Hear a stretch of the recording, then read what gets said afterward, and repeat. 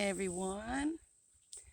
I just thought I'd give y'all a little tour of the yard and the terrible shape that all the plants are in. We have had excessive temperatures and no rain, and the little plants just can't take it. And also, for example, this is the golden grape vine, and you can see it is in terrible shape. The deer have been eating it, and also the heat has been real bad for it, although I've been watering it. Also, you can see there's been some pests getting a hold of the leaves, lots of holes in the leaves. So this grape's not doing too good.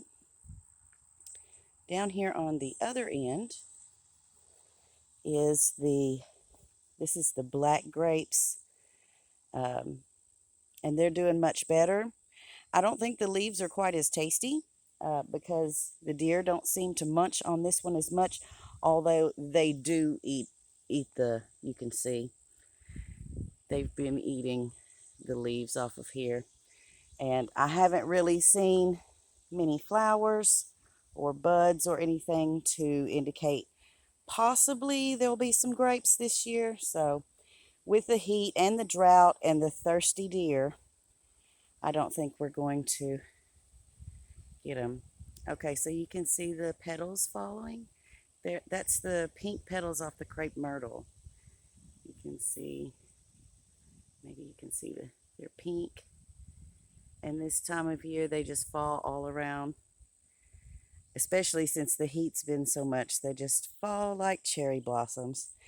So the grape bed is not fantastic. It's burnt up and dry and picked over by deer and who knows what else, but I'm thinking the deer did most of the damage. Howard has not been any help in that respect. Okay, so we'll go over here past Vincent. Hey, Vince. And take a look at my little garden. It is not doing very well. I have been watering it pretty much every day and just flooding it with buckets of water. And I had just recently brought one out for the pepper plant. But they look puny and scrawny and dry. You can see where I've dumped 5 gallons of water on this pepper plant. I'll do that for each one of these today at some point. But the hose doesn't reach quite this far, and the watering can's not doing the trick anymore. So I've been bringing 5 gallons per plant per day. But, you know, that's heavy, so I don't do it all at once. My tomato, the ones it's producing are not good. They're small. They turn yellow when they're still very small.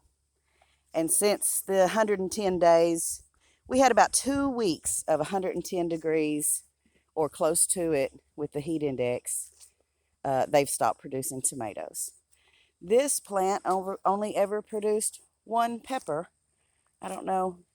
It's got a few little blossoms on there right now, so it may do another pepper. We got a little green tomato there. The jalapenos are doing okay. They take the heat a little better, but something's been eating the plant, and the peppers are not, you can see, this little one's not too good. Some of them are okay, though. And I've gotten several peppers off this plant. But I was surprised to see something ate some of the leaves. I would guess the leaves are kind of hot as well. Here's another little green tomato. So yeah, the heat is really been very harsh on my little garden. Okay, so here is my lovely hibiscus tree.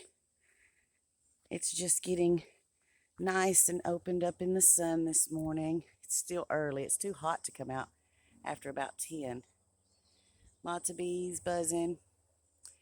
The hummingbirds visit this tree every day, morning and evening. It's a lovely, lovely thing. But as you can see, it is losing all of its leaves. It's lost most of its blossoms. Even though I've been bringing it water, it's still drying out, poor thing. And let's see, out here, let's go to the pecan tree. I've been bringing 5 gallons a day out here to the pecan tree, and it looks okay. It's not too bad. It's still green and it hasn't started dropping leaves. I don't know if you can tell, the grass around this tree is green and it's brown everywhere else because I've been bringing it water, but the pecan tree is doing okay. I don't know if we're going to get any pecans this year. This drought has been bad and the heat's intense, but I'm keeping the trees alive. Back up here at the house, this is my poor, pitiful hydrangea plant, and it has burnt all the way up. Some of the ones in the shade, the deepest shade, are not completely burnt up, but most of them look like this. All burnt up. Yeah, so my plants, even though I water them, just couldn't take the heat this year. And so now finally, we'll have a little tour of the sunflowers. I just staked them up. They were all leaning over, so I staked everybody up. That's why they're crooked like this.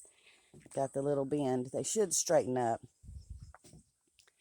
And so they're starting to get their little flowers on there.